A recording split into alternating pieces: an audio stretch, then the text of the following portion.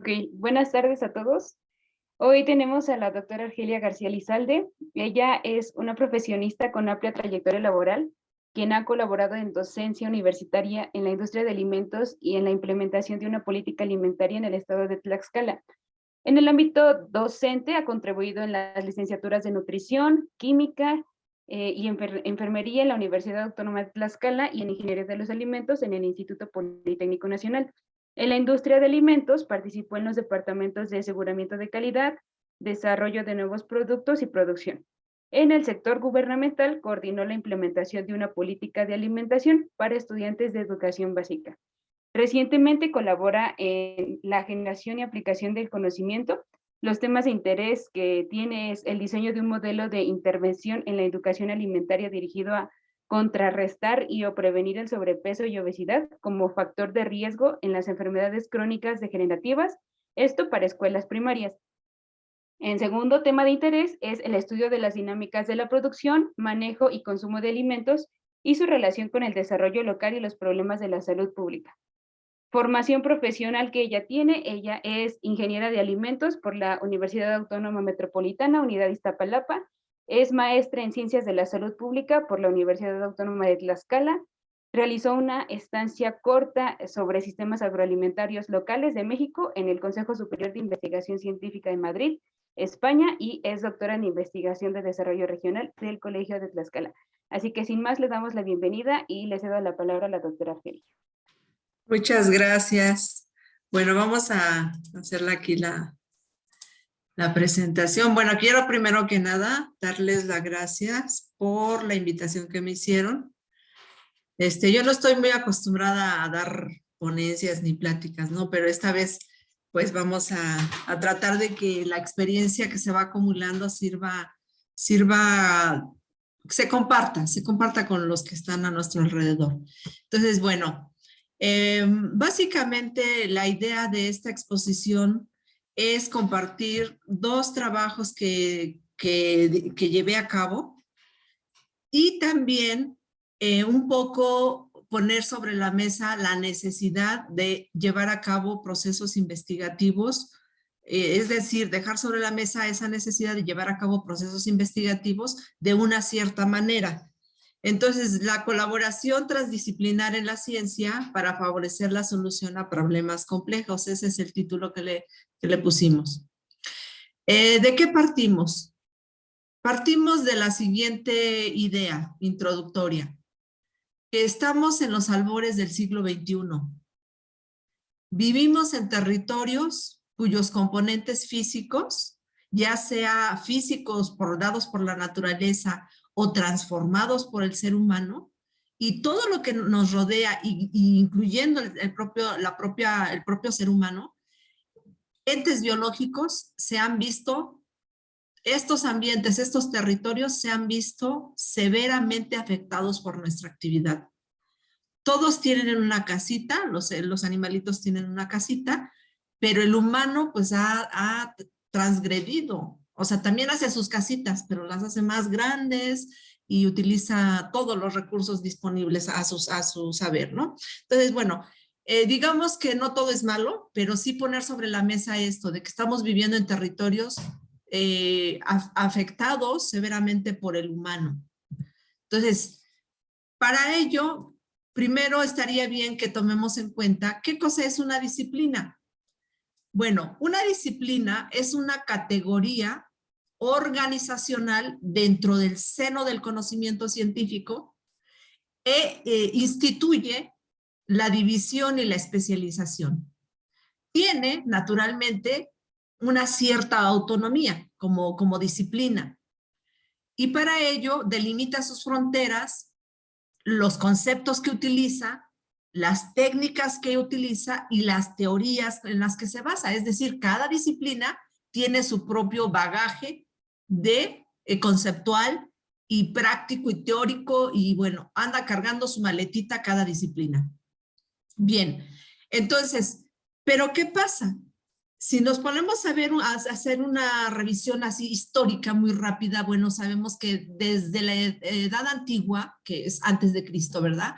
Hasta la posmodernidad que estamos viviendo en el siglo XXI, pasando por la Edad Media, la modernidad y la actual posmodernidad, vemos que prácticamente el número de disciplinas, que empezó con un número de 7 disciplinas en 1450, pasó en 1950, es decir, mediados del siglo XX, a 25 disciplinas.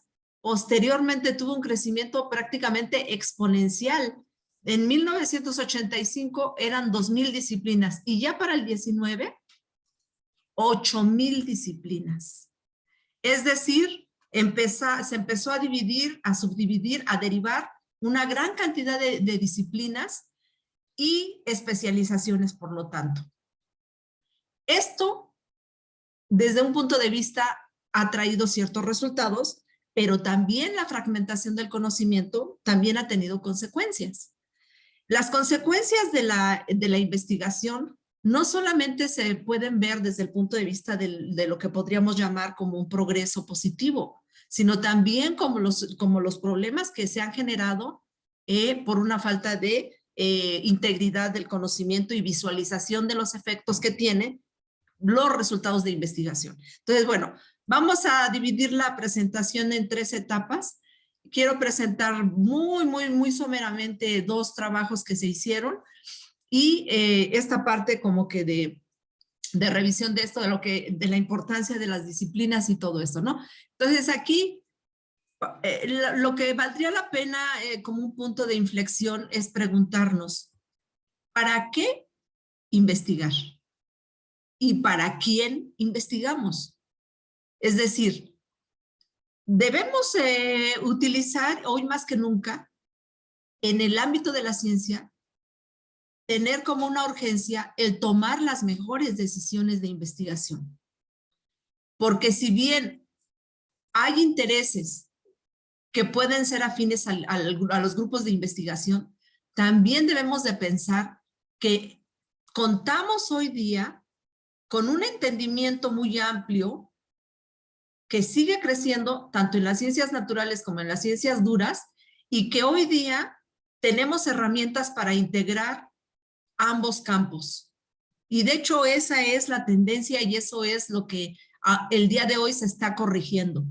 Anteriormente la fragmentación de las ciencias trajo un reduccionismo con la visión neopositivista o positivista, la cual decía que toda la ciencia era objetiva y eso está derribado. Por supuesto que no queremos decir que se tienen que desaparecer las disciplinas, sino simple y sencillamente que el ser humano es quien está desarrollando la ciencia y el ser humano como tal es una unidad biológica, pero no solo biológica, sino también es una unidad de tipo psicológica, social. Es decir, entonces, el objeto y el sujeto, en este caso, la persona viene fungiendo como el sujeto de la investigación de un objeto. Pero eso tiene que irse modificando a que los recortes que se hacen en la investigación sean mucho más integrales y incluyendo la visión de diversos actores.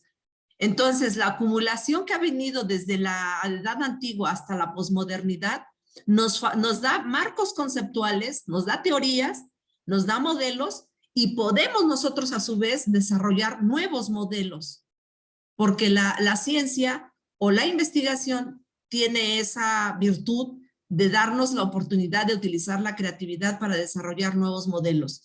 Entonces, cada vez que decimos para qué estudiar, para qué investigamos y para quién, debemos pensar si lo que estamos haciendo tiene un impacto en la sostenibilidad y la sustentabilidad del ambiente que ahorita está muy deteriorado por esa toma de decisiones fragmentadas y el rejuego de intereses que muchas veces se olvida de los bienes comunes. Los bienes comunes pues son el ambiente, el aire, los bosques, todo aquello que nos pertenece a todos, pero que a la vez puede ser que no nos queremos hacer a veces cargo de todo eso porque como que pensamos que no tenemos injerencia en eso, pero sí la tenemos. Entonces es importante preguntarnos, cada vez que yo voy a participar o que vamos a participar en un proyecto, ¿qué trascendencia va a tener esto? ¿Qué externalidades va a tener esto? Yo como ingeniera en alimentos lo puedo decir que muchas de las actividades que se ejercen, que se hacen en la industria de alimentos son totalmente adversas y dañinas para la vida del ser humano. Entonces, ahí es a donde tiene que entrar la parte humana, la parte ética, la parte social, que no podemos dejarla a un lado.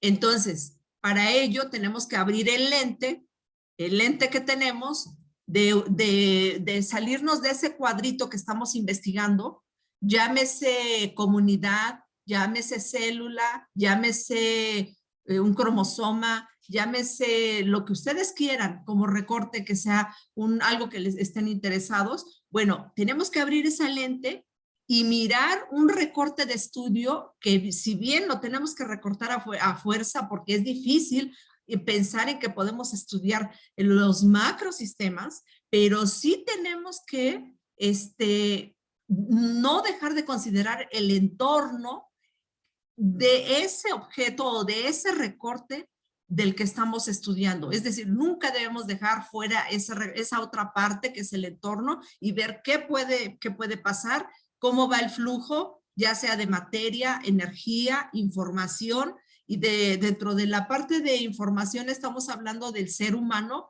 como un ente cultural, como un ente que genera saberes, como un ente que genera un capital social que es la manera en cómo nos relacionamos y cómo generamos las relaciones ya sea de apoyo, de reciprocidad, etcétera, ¿no? Bueno, más adelante es uno de los ejemplos que vamos a poner sobre un pequeño estudio sobre capital social. Entonces, ¿qué es un problema complejo?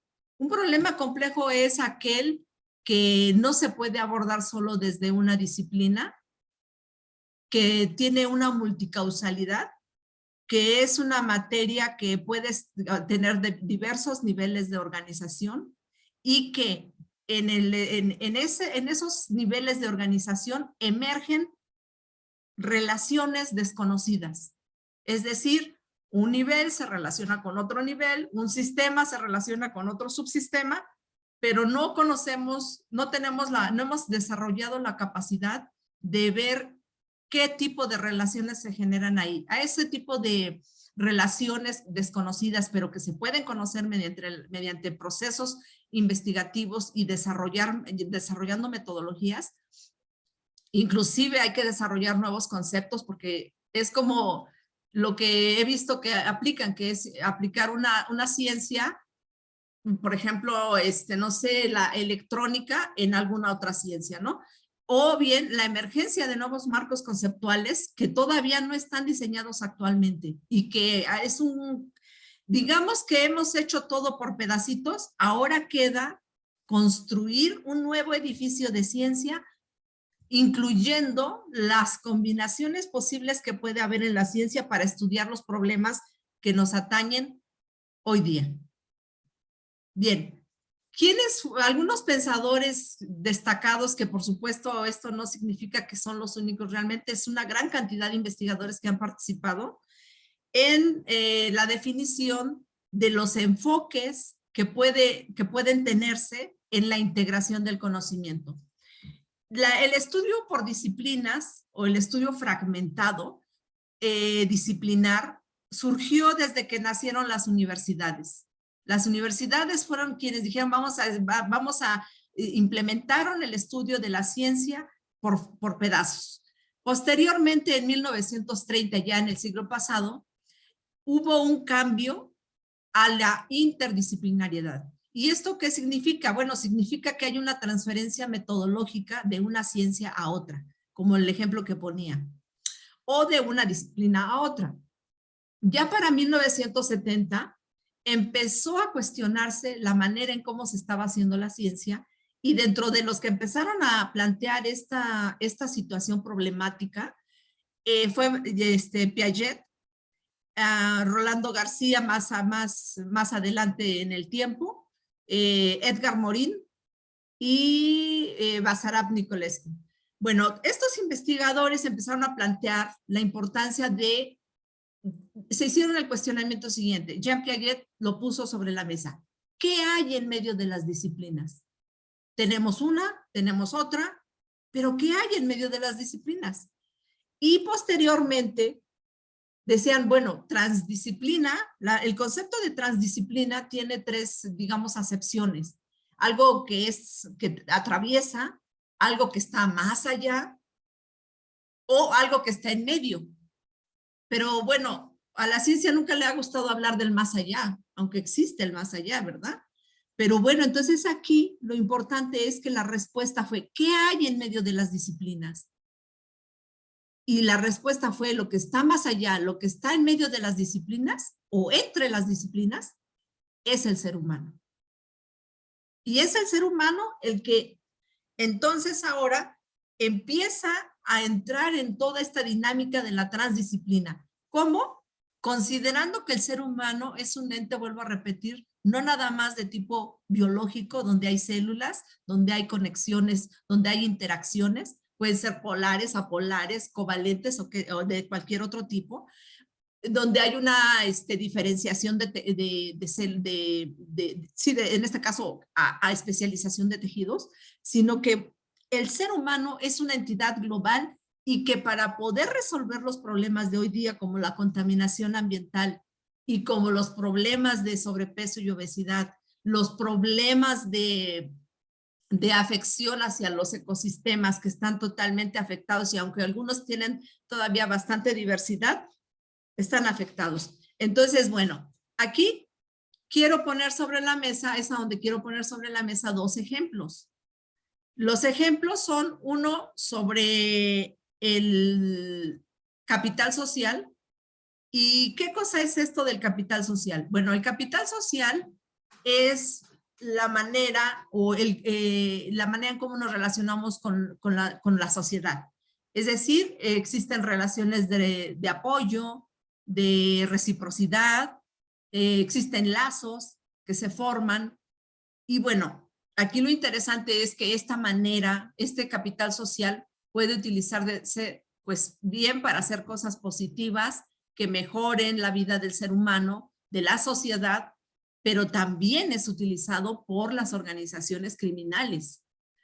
Entonces aquí vamos a analizar, pero más bien el punto positivo, y también analizar si el sobrepeso y la obesidad infantil, especialmente por el interés que representa el cambio de, en unos 15, 20 años, la población vamos envejeciendo cada vez más, y si bien hay bastantes jóvenes, vamos a ser una población grande en estado de vejez, donde si los chicos, los niños que ahorita están en un proceso de desarrollo y crecimiento, no tienen una buena calidad de vida, un buen estado físico, son quienes soportarán esta gran población en estado de adultez y con una gran cantidad de enfermedades. Y si ellos no llegan sanos, no podría ser que este capital humano no desarrolle todas sus potencialidades, ¿verdad?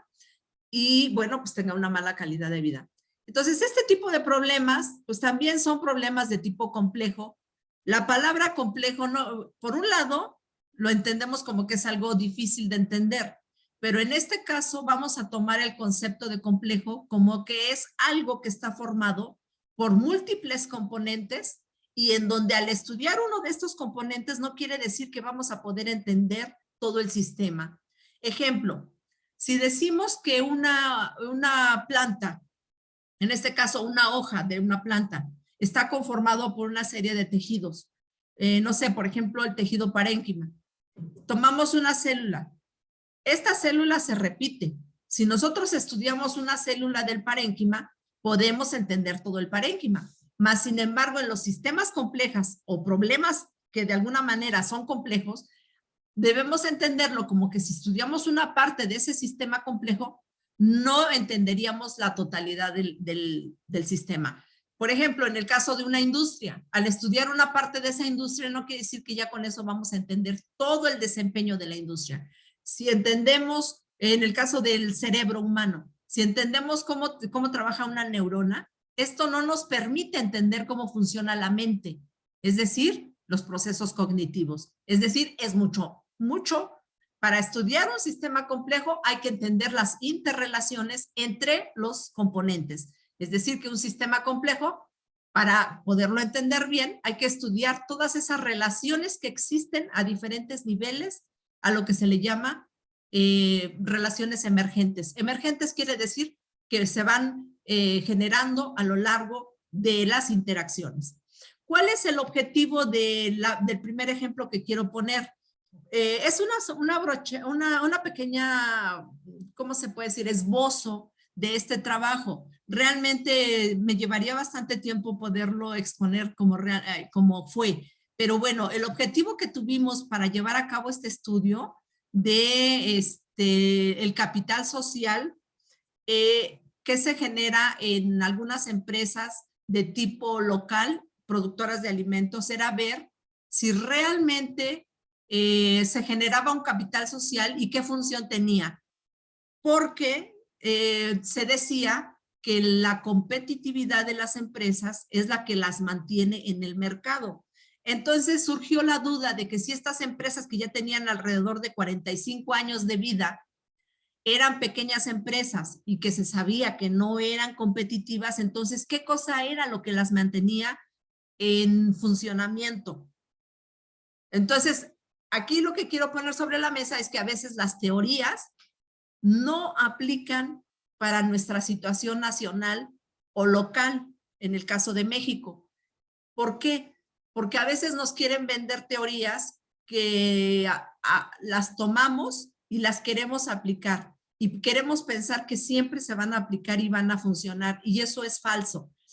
Entonces aquí el objetivo era analizar la manera en que la formación del capital social, que es la manera en cómo se relacionan las personas, a nivel de la familia, de los hombres y mujeres de negocio, influían sobre el tiempo de vida de esas empresas seleccionadas. ¿Qué es el capital social en términos, digamos, vamos a mencionar algunas formas de capital social? A nivel de la integración familiar, queríamos ver si la confianza, la cohesión, la cooperación, la facilidad para tomar acuerdos. A nivel de integración intracomunitaria de la empresa en el lugar donde se encuentra, queríamos ver si había algún tipo de relación de beneficio con algunas instituciones locales. En el caso de la conexión extracomunitaria, es decir, cómo se conectaba esta pequeña empresa y los dueños de esa empresa a nivel extracomunitario, fuera de su localidad. Y entonces queríamos saber si mantenían algún tipo de relaciones con instituciones de tipo regional o nacional. Y también queríamos saber si exportaban algún tipo de producto. Todo esto en términos de capital social, no en términos económicos o monetarios. Lo que queríamos ver es si efectivamente nada más todo es una situación de tipo económico.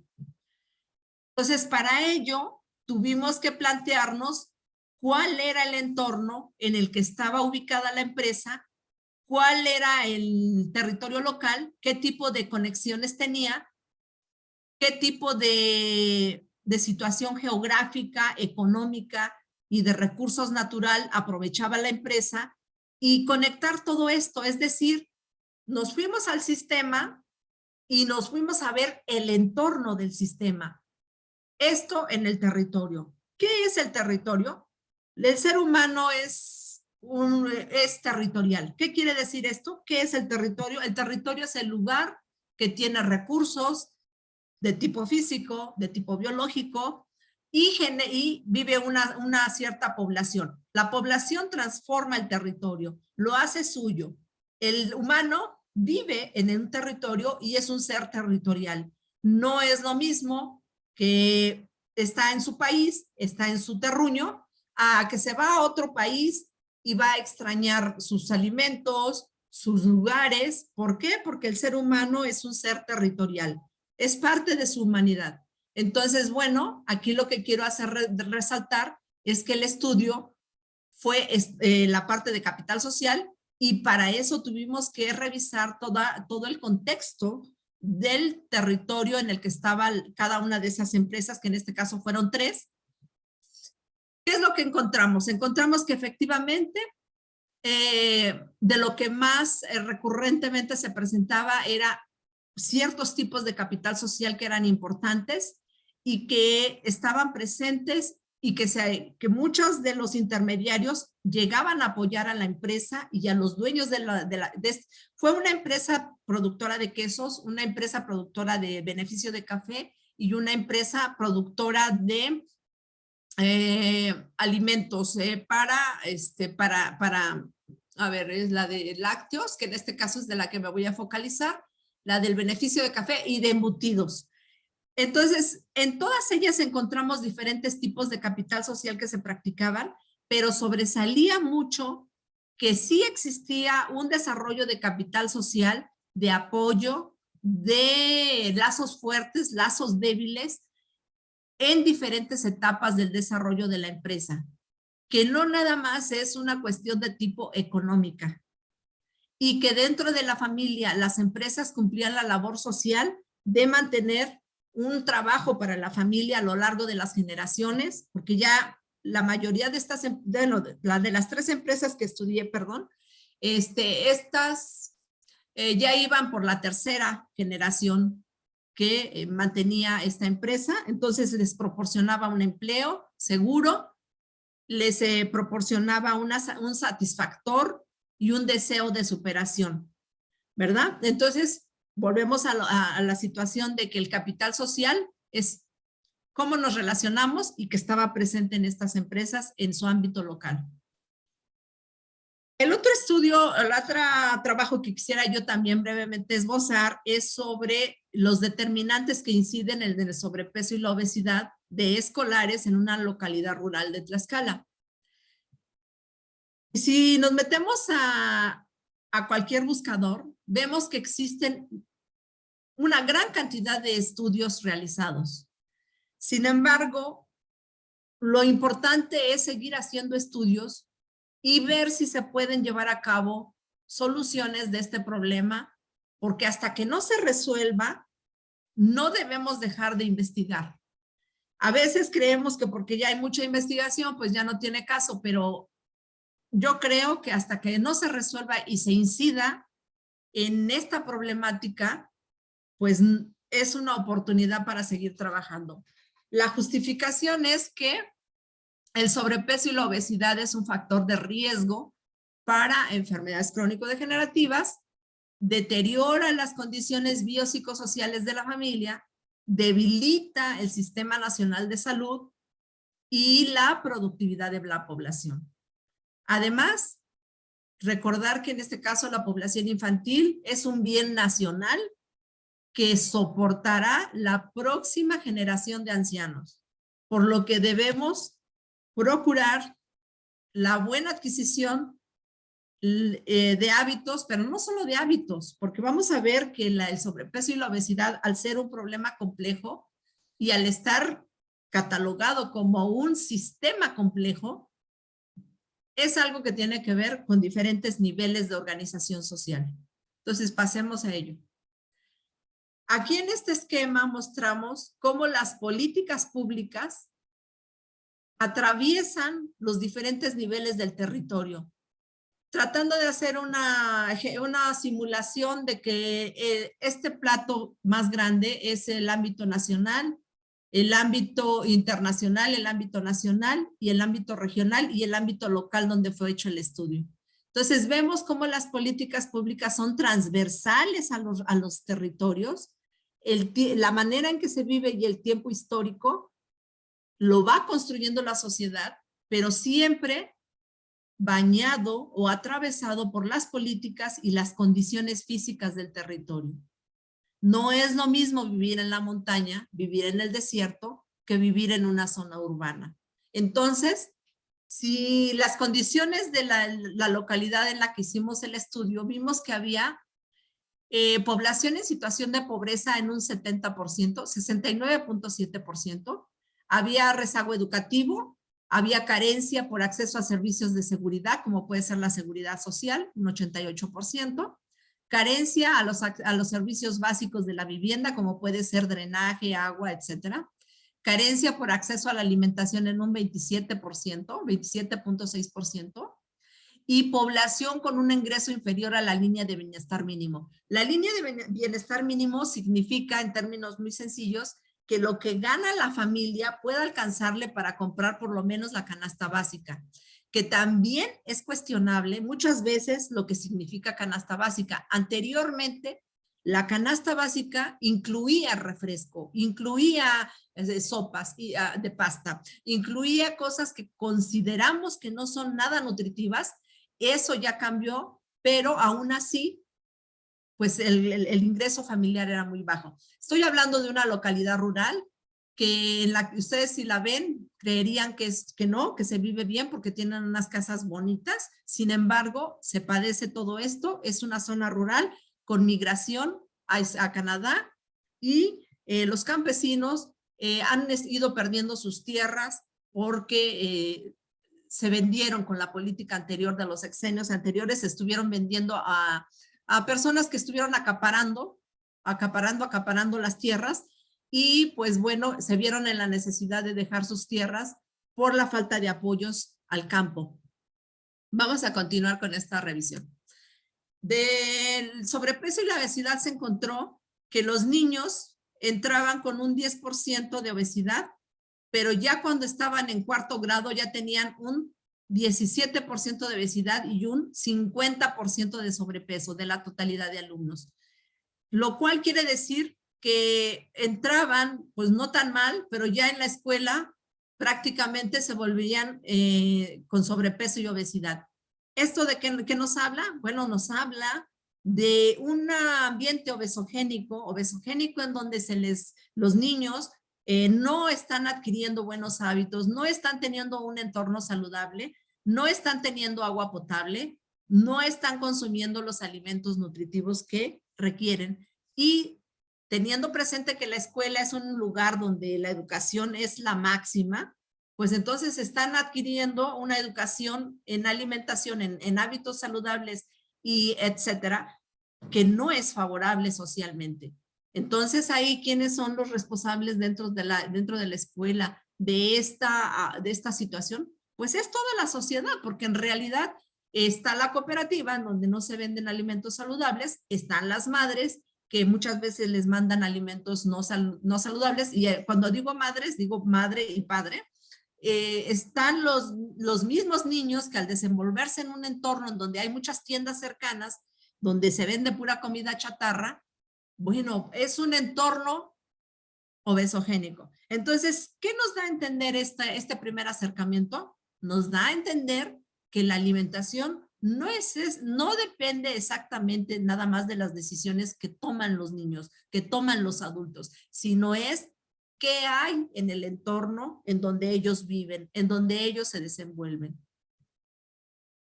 Llegamos a esta figura del sobrepeso y la obesidad en las diferentes escalas del territorio, encontrando que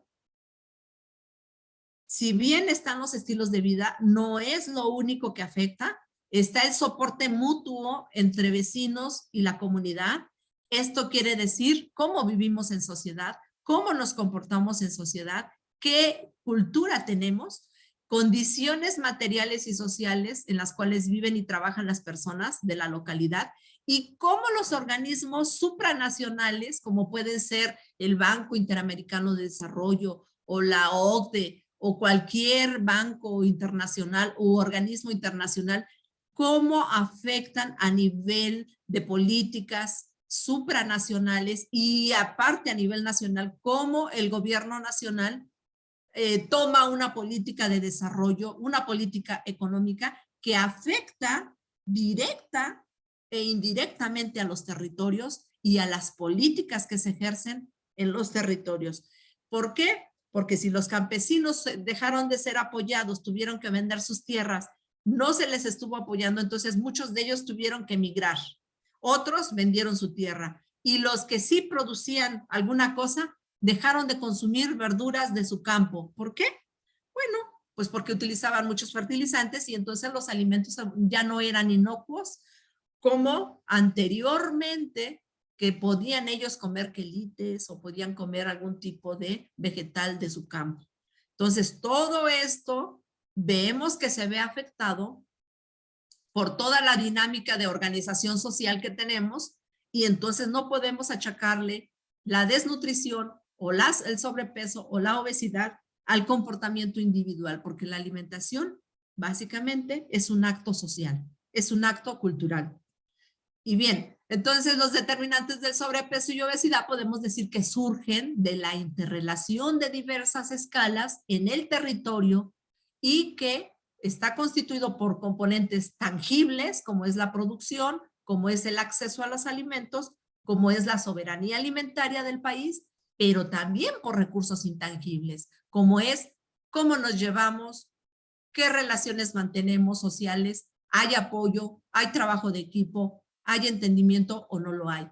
Entonces, hemos sabido que mucha de la política económica anterior, ¿qué es lo que pasaba? Que fomentaba mucho el individualismo. Entonces, el trabajo en equipo no se fomentó y se dejaron de fomentar relaciones de apoyo, que muchas comunidades sí lo llegan a tener, pero también hay mucha problemática, ¿no? Entonces, bueno, generó aquí la cuestión es ver cómo estos niveles de organización social afectan, ya sea positiva o negativamente, el acceso económico y el acceso a los alimentos nutritivos. Básicamente nos estamos refiriendo a que la sociedad es el lugar local, que es un pueblito de aquí de Tlaxcala. Vimos que pues, no consume frutas, no hortalizas frescas, no cereales integrales, no fuentes alternas de proteína, no fuentes de antioxidantes.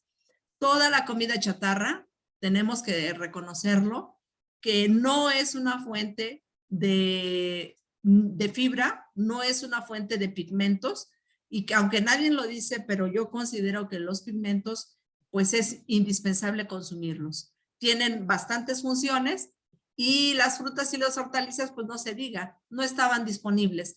Eso sí, una gran cantidad de comida chatarra en todas las tiendas.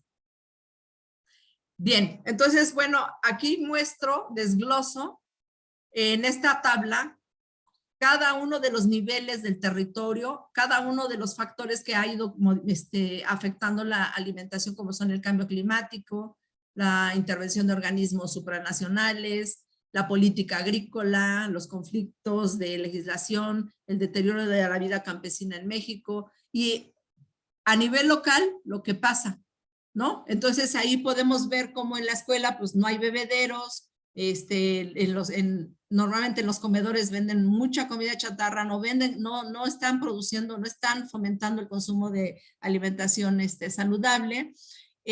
No existe en general una buena valoración de nuestra comida nutritiva. Se consume, sí, pero también se consume mucha comida llena de la que podemos decir que es garnacha, ¿no? Entonces, hay un bajo nivel de actividad física, bajo consumo de frutas y vegetales. Y bueno, yo los invito a que revisen este artículo como una cuestión de tipo de conocimiento general. Y bueno, aquí voy a dejar, aquí está la bibliografía. En la parte final también está la bibliografía. Este es el título y en alguna parte está por ahí la bibliografía para que ustedes puedan revisarlo. Creo que de las cosas que es imprescindible modificar o cambiar es dejar de pensar que los hábitos de consumo son algo personal, algo individual. Los hábitos de consumo se adquieren en lo colectivo y en lo familiar. Y en ese sentido, podemos ver que se trata de un sistema complejo. El sobrepeso y la obesidad es un problema de salud que puede ser visto como un sistema complejo, porque los hábitos de alimentación se transmiten no necesariamente de contacto a contacto entre persona y persona. El hecho de que yo vea que en los programas, ya sea de YouTube, ya sea de internet, ya sea de televisión, se consume comida chatarra, el hecho de pertenecer a la sociedad nos hace imitar ese tipo de comportamientos. Por eso es que podemos decir que, como en el caso de las hormigas, donde no es que tengan un líder que los dirija a comportarse y a caminar y a actuar como actúan las hormiguitas, sino que tienen un comportamiento individual, pero a la vez colectivo. Y al estudiar una sola hormiga, no podríamos estar definiendo el comportamiento de toda la colonia de hormigas. Lo mismo pasa con el ser humano. El ser humano es un ente social, copia y también imita por su propia naturaleza. Entonces hay que desarrollar la creencia social según la cual el exceso de peso es una consecuencia de la ingesta caprichosa de alimentos en lo individual. También hay que descartar este enfoque biomédico y meramente nutricional en el que aparentemente yendo a atendiendo la parte en la parte nutricional lo vamos a resolver. No, es un problema mucho más complejo que involucra diversos niveles de organización social y tiene que ver con ciertas dinámicas, ciertos intereses. Y sobre eso, pues tenemos que trabajar definitivamente, no nos queda de otra. Hay que ver cómo resolver esas problemáticas con esa visión global. Entendiendo los niveles, los territorios, la organización, la manera en cómo producimos, etcétera. Los apoyos que recibe el campo, etcétera. Ok, bueno. Entonces, ya como para concluir, como para empezar a cerrar esta parte de esta exposición. Si retornamos a la idea original de que tenemos una gran cantidad de disciplinas y que también existen transdisciplinas, la bioquímica es una de esas transdisciplinas y varias carreras o varios ámbitos de conocimiento que se están llevando a cabo actualmente son transdisciplinares. Pero bueno, digo, es interdisciplinar, perdón, quise decir. Y la transdisciplina es algo un poquito más laborioso que hay que trabajar y que precisamente yo creo que ese es el gran reto de la ciencia, en la que hay mucho trabajo, por lo que cualquier persona que quiera dedicarse a la ciencia podría estar trabajando en el desarrollo de nuevos conceptos, nuevas teorías, nuevos métodos que permitan la vinculación de varias ciencias para resolver alguna problemática en particular, ¿no? Entonces, lo que quiero decir es que para poder integrar los saberes que permitan resolver los grandes problemas actuales, hay que tender puentes. Y esos puentes, pues evidentemente son entre las personas, las disciplinas, las religiones, las culturas y etcétera. Estos puentes, como lo menciono, no es que se pueden establecer o desarrollar con solo mencionarlo y decir, vamos a unirnos, vamos a tender puentes. No, no es algo tan sencillo, sino que hay que construir metodologías y marcos conceptuales con las que la química se pueda entender con la sociología, la nutrición se pueda entender nuevamente con la sociología, que el consumo, las teorías económicas ejerzan un poder.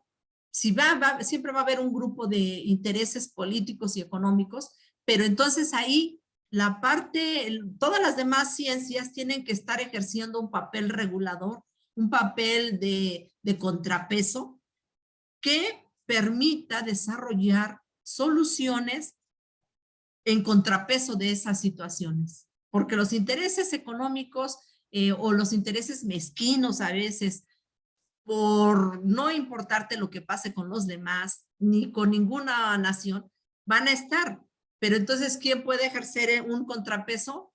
El desarrollo de conciencia y de una ciencia que sea más bien para resolver estos grandes problemas que muchas veces no quieren tomar en cuenta, como es la contaminación ambiental, como es el desastre, por ejemplo, el excesivo consumo de comida chatarra. La industria de alimentos tiene ahí un papel fundamental.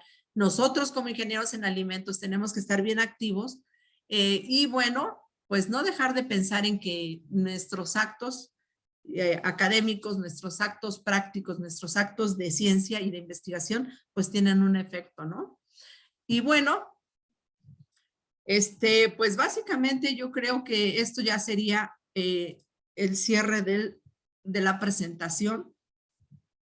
Y bueno, aquí hay unas referencias bibliográficas que ustedes podrían estar utilizando si quisieran un poquito más revisarlas. De hecho, aquí estoy colocando varios videos porque, bueno, son muy accesibles hoy día y también son amenos.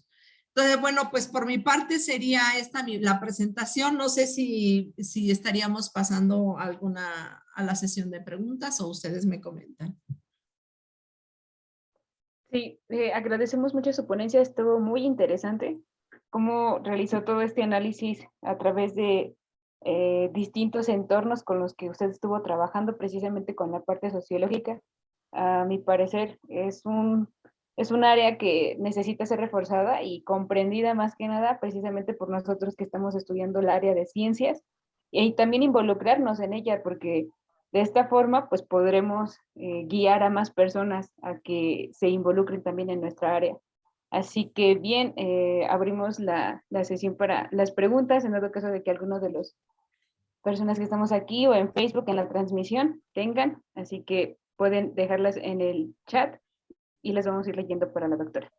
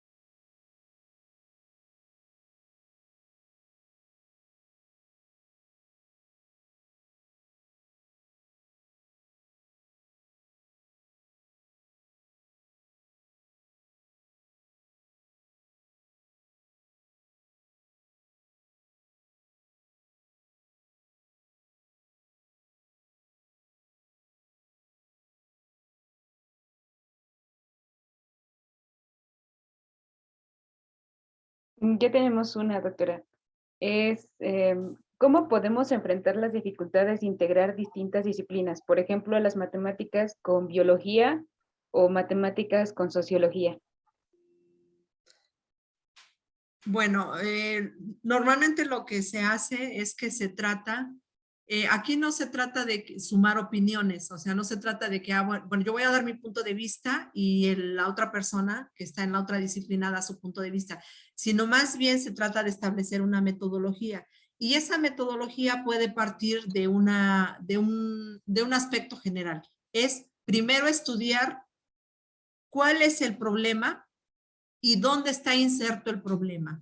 más o menos parecido a lo que les mostré, que es estudiar, por ejemplo, las pequeñas y medianas empresas, ubicar dónde están, ver cuáles son los recursos que están incidiendo o que están aprovechando, y luego hacer una descripción cualitativa extensa compartida. Es decir, desde el ámbito de las matemáticas, desde el ámbito de la biología o de la nutrición, y posteriormente ver qué herramientas son las que tiene cada una de las disciplinas y ver cómo podrían estarse armando algún tipo de intercambio metodológico o de intercambio de técnicas o combinación de técnicas. Les voy a poner un ejemplo. El arte es un ámbito pues netamente humano, pero que últimamente se está relacionando con modelizaciones matemáticas mediante esto que les estoy comentando de la transdisciplina. Lo que han hecho los matemáticos de la UNAM, por ejemplo, es desarrollar un programa, le dan la información de un cuadro, por ejemplo, de Van Gogh, y lo que hacen es ver si Van Gogh tomaba en cuenta el movimiento turbulento de un fluido, que en este caso fue el agua. ¿Y qué fue lo que encontraron estos investigadores al desarrollar esta combinación de checar distancias, etcétera, toda una serie de factores que tienen los cuadros, las pinturas de Van Gogh? Encontraron que efectivamente él, en un tiempo mucho antes de que se desarrollaran estas teorías del comportamiento de los fluidos, que nosotros llevamos en la parte de ingeniería, ¿verdad? Como movimiento laminar o movimiento turbulento, encontraron que él ya tomaba en cuenta esos factores de manera artística. Entonces es ver cómo se pueden vincular las técnicas de cada disciplina, vinculando esos factores en los que hay interés. No es sencillo, porque cada quien habla sus propios lenguajes, pero precisamente ese es el reto de la ciencia, generar nuevos conceptos que permitan generar un lenguaje de entendimiento entre las ciencias. Es decir, bueno, pues si antes esto se llamaba de una manera, probablemente pueda llamarse ahora de otra manera el concepto, pero hay que establecer qué significa y cómo se aplicaría. No es sencillo, pero puede empezarse a generar con los instrumentos que cada ciencia tiene y empezar por poner un lenguaje común, porque probablemente si un biólogo pone una muestra bajo el microscopio a que lo vea un sociólogo, pues el sociólogo lo único que va a ver, pues es, a lo mejor ahí, pues no sé, les va a decir, ¿qué cosa es eso? Pues lo va a expresar a su saber y entender, pero el biólogo ha tenido una formación teórica, el sociólogo ha tenido otra formación teórica, entonces ahora hay que explicar qué es cada cosa, llegar a un entendimiento y generar nuevos conceptos, nuevas técnicas, nuevos modelos que se puede hacer y que se está haciendo. No sé si con eso di una idea sobre lo que podría hacerse. Sí, sí, sí, muy amplia. De hecho, la siguiente pregunta tiene que ver mucho con lo último que usted menciona. ¿Qué debería cambiar el sistema educativo para que los alumnos estén listos para trabajar en un ambiente multidisciplinario? Esa es una pregunta del millón. Yo creo que eso es fundamental. Es fundamental que cambie la visión en la que se vienen dando las ciencias dentro de las universidades, que son la fuente de el conocimiento universal, ¿no? Entonces, en primer lugar, que los programas contengan esta transdisciplina. ¿De qué manera? Bueno, podemos empezar porque los alumnos se interesen en ciencias, en algunas materias de las ciencias sociales que pudieran ser afines a sus áreas. Y en segundo lugar, generar trabajos de investigación que sean, en primer lugar, ya no tanto multidisciplinarios, porque eso ya se ha venido haciendo desde que nació la ciencia, desde que nacieron las universidades. Se ha venido haciendo el trabajo multidisciplinario, sino ya más bien ahora pasar del nivel transdisciplinario, que ya también está bien instalado, pasar ahora al trabajo multidisciplinario, que es empezarse a agarrarse del chongo, porque no nos entendemos, ¿no? Y ya a partir de eso, de esas contradicciones, empezar a decir, a ver, ¿qué podemos hacer para entendernos mejor? Que eso es natural, porque, o sea, existen contradicciones en el ser humano y en la sociedad, y eso lo debemos tomar como algo natural. Simple y sencillamente que buscar una posible solución, tal vez a mediano o corto plazo. Acuérdense que la ciencia, como cualquier cosa, va cambiando y también la sociedad, ¿no? Entonces, no pensar que lo que puede ser ahorita un concepto ya se va a quedar así para siempre, ¿no? Pues va a ir cambiando y evolucionando hasta que realmente pueda tener una aplicación práctica y sea el adecuado, ¿no?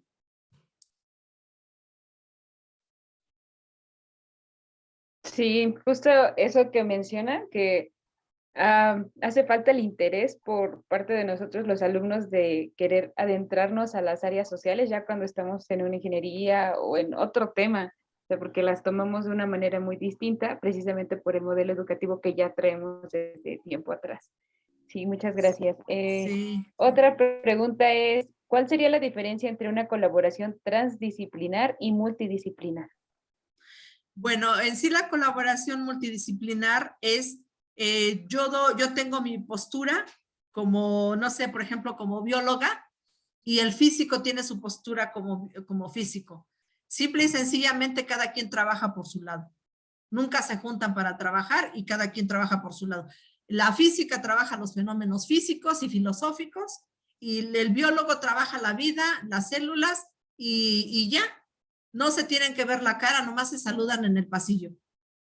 Y ya si el biólogo necesita a lo mejor alguna herramienta de la física, va al material de la física y ve si puede utilizar algo. Pero rara vez se conectan. Pero la transdisciplina es que existe una iniciativa dirigida o focalizada directamente a generar una herramienta de la electrónica aplicable a la genética o en este caso a la biología sintética, que es lo que veo que utilizan ustedes. O bien la bioquímica, que es la química unida con la biología, y entonces que tiene sus propios instrumentos en donde combina ambas herramientas, ¿no? Entonces la transdisciplina es netamente un instrumento conceptual, técnicas aplicables directamente donde se combinan las ciencias. Y la multidisciplina es cada quien trabaja por su lado.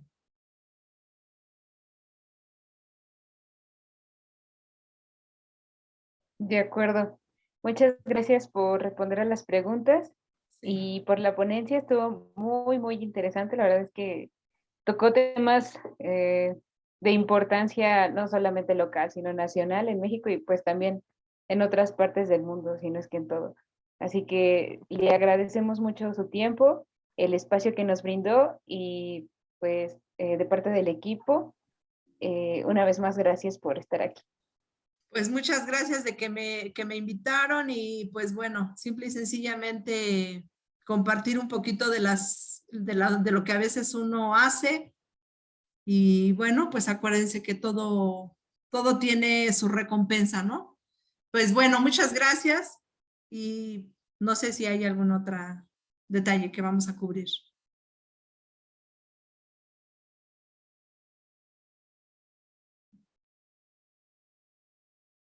Sí, muchas gracias a todos ustedes. Sí, gracias, doctora. Solo para mencionar a los compañeros que están aquí presentes, pueden poner su nombre en el chat para tomar la asistencia y les recordamos que la siguiente ponencia es a las 4 p.m. Así que los esperamos aquí para la presentación. Gracias. Muchas gracias, que tengan buena tarde. Igualmente, doctora. Gracias. Bueno, pues entonces ya me puedo salir, ¿verdad? Sí, sí, ya.